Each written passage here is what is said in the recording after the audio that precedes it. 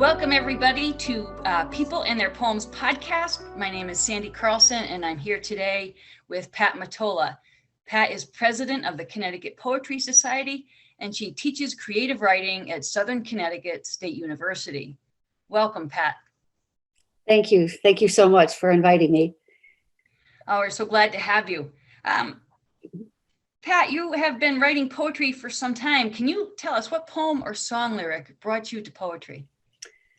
Absolutely. I found this online and I don't even know how or why, but it's by Kim Adonisio and it's a poem titled, "What Do Women Want?" And I was so intrigued by that I just had to read it. And after I read it, it was like the light went on for me. All right. Would you read it for us now? Of course.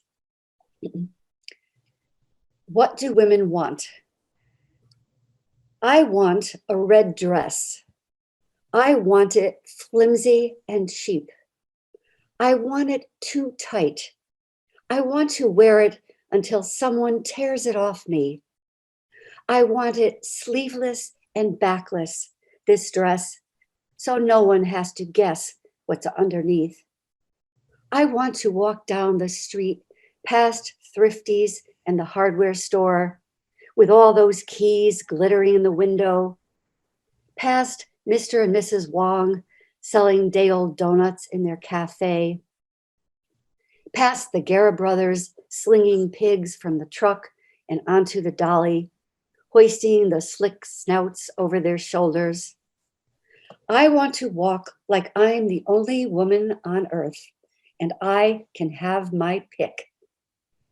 I want that red dress bad. I want it to confirm your worst fears about me, to show you how little I care about you or anything except what I want. When I find it, I'll pull that garment from its hanger like I'm choosing a body to carry me into this world, through the birth cries and the love cries too. And I'll wear it like bones, like skin. It'll be the goddamn dress they bury me in. Oh, wow. That is powerful.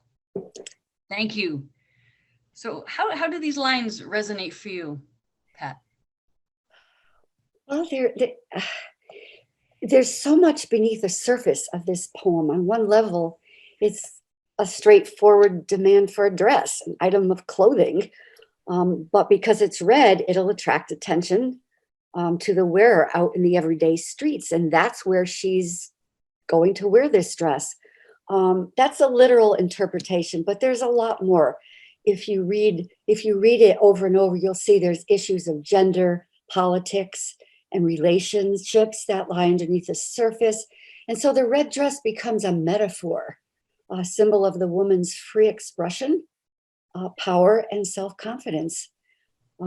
We see that the speaker hasn't bought the dress, but longs to. And the repetition is very effective. The speaker's desperate to have the dress. I want, throughout the poem. And once she does obtain this dress, she intends it to stay on for a long time. Yeah, the power of that bottled passion is very real in that poem. Yeah. It makes me think a little bit of, I don't know if you ever saw Riverdance or Lord of the Dance years ago. Yes. The lady with the red dress is always the temptress, trying to draw the artist out of himself. And so she is pure danger. Yes. Yeah, that's great. There's a lot of red symbolism in my poems when I look back, and there's always red in my poems. I don't know what that means, but how has this poem influenced your reading of poetry? Reading poetry gives me inspiration. If you think you have writer's block, just pick up a book and read and reread. Every word matters. So look deeper. What's on the surface might be less important. That's what's underneath. And I remember that when I write, and I always think of this poem because the more, even now, the more I read it, the more I see in it, and the more meaningful it becomes. Right. And how would you describe yourself as a writer, Pat? Well, there's always a lot of myself in my poems, whether it's about me or not. Our experiences affect how we think, so they can't help but creep into our writing and into our reading of others' poems. And I think that's why Kim Adonisio's poem spoke to me so strongly. Uh, but it's also important to make every poem universal in some way, and that it resonates with others. I hear you. How long have you been writing poetry, Pat? I've been writing for about 20 years, although in some ways it seems like just yesterday that I started. Um, I was first a visual artist and an art historian, which of course ideally lends itself to ekphrastic poetry, which is poetry inspired by a work of art.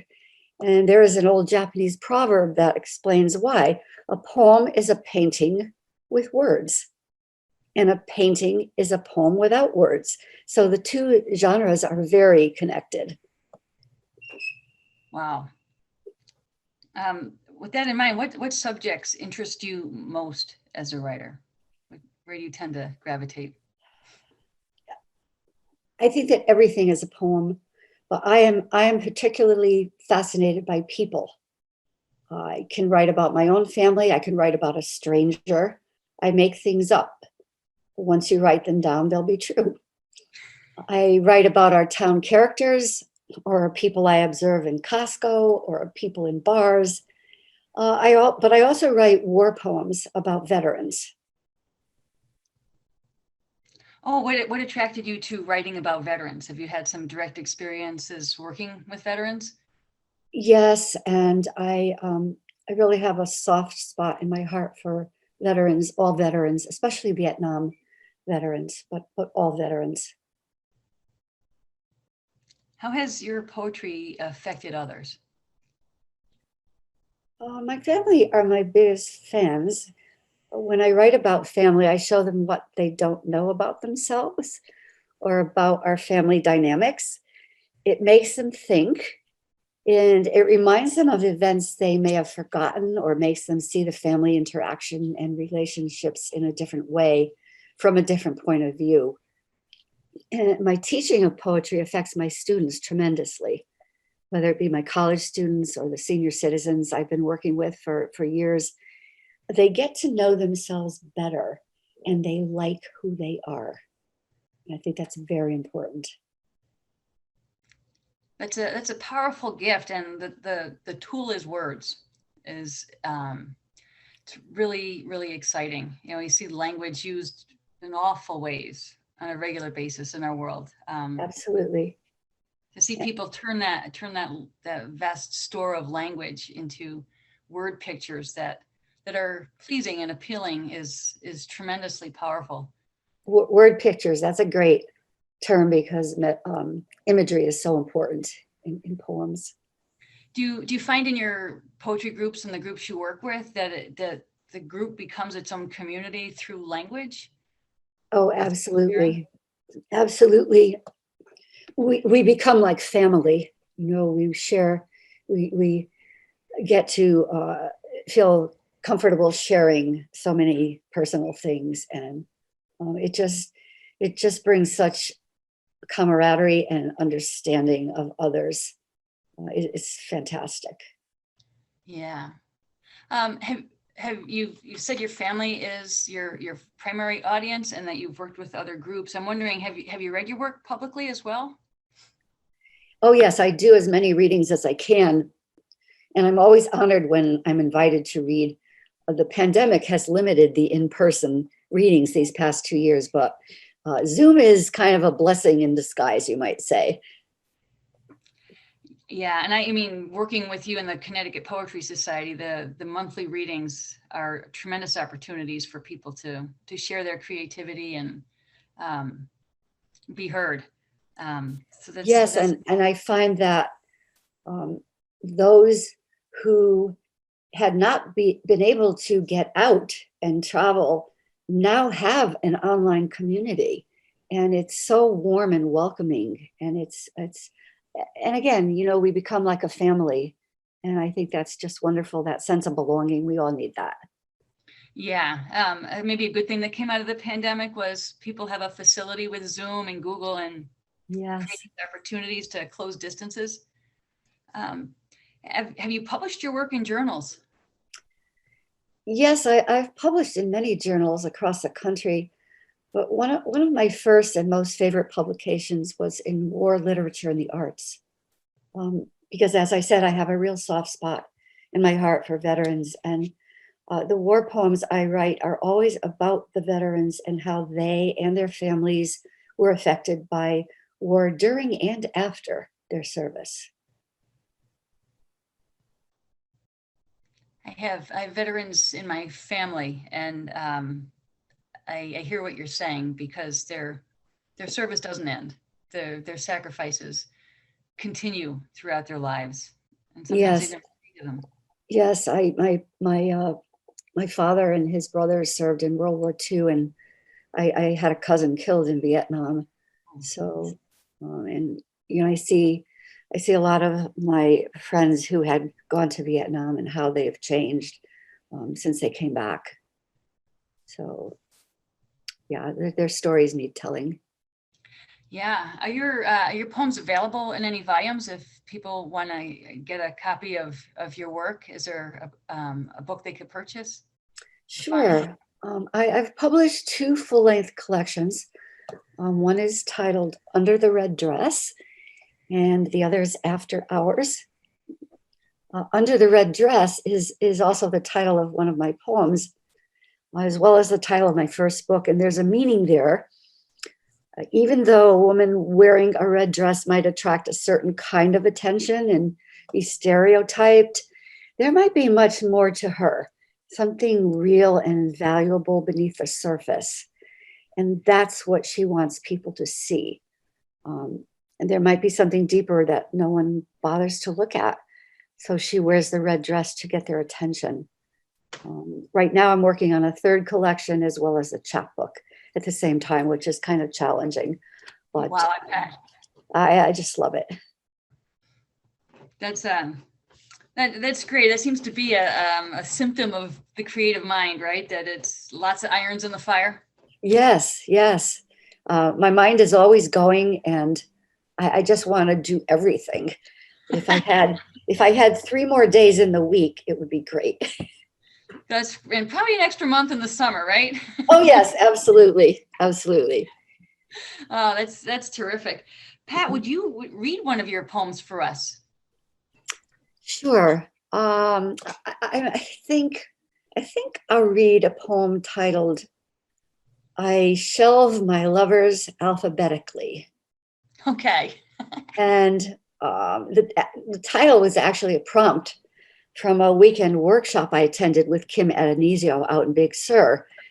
And also, it's one of my lighter, more humorous poems, and it's always a favorite when I do readings. So here it is. Okay, thank you. I shelve my lovers alphabetically. Side by side, they fight and bicker over me. The P's, pathetic losers, pushing the S's, those selfish men who never share. I treat them like broken toys, boys I used to love, now useless, taking up space. I try to forget their flaws or why I needed them. The I's insensitive and insecure, the J's jealous of the B's, those bad boys who keep me coming back. A few to whom I almost said, I do, when I didn't. And so it goes, the G's groping everyone, the F's fighting back, S's smooth and smug. I watch the good kissers rub shoulders with the liars and losers. I wonder where I found them. Sometimes I cross-reference, move them around just because I can. I sort them out, touch them inappropriately. I can't let go. I should make up my mind, decide who stays. Instead, I keep them all. By the time I get to the whys, I run out of space. No room for you, the one I've not yet met, the one to whom I might have said, yes, oh yes. The speaker in this poem is a girl who's looking for something, and she seems to evaluate her worth by the number of lovers she's had. And she's reluctant to give any of them up. So she just keeps collecting them, even as she lists their shortcomings. But at the end of the poem, she realizes that she may be preventing herself from getting what she really wants, love. Yeah, wow. Does she have anything in common with the poem that you shared with us at the beginning of this conversation? I do think so, absolutely. It was an inspiration for the poem I just read. And as I said, you know, the whole idea of wanting something and not knowing. And then when you know you want it, you realize that you hadn't gotten it and all that kind of stuff. And it's the stuff poetry is made of. The challenge is getting it down on paper and showing, not telling. I think the imagery is very important in every poem. And I think what you said earlier about things being specific and yet universal, relatable. Yes. I think we all know the girl in the red dress, right? And we all are that person who longs for love. And I just think that the humor speaks to your compassion for people so wonderfully in that poem. So thank you for sharing that with us. Yeah, that was terrific. And thank you for this conversation today, Pat, and your generous contribution of your time to our work and to poetry in Connecticut for the elderly, veterans, people in the Connecticut Poetry Society, and all the opportunities for expression that you've created. I'm very grateful, and we're very grateful. So thank you very, very much. Thank you so much, Sandy. Poetry means everything to me, and the more I can bring people into it, the happier I am.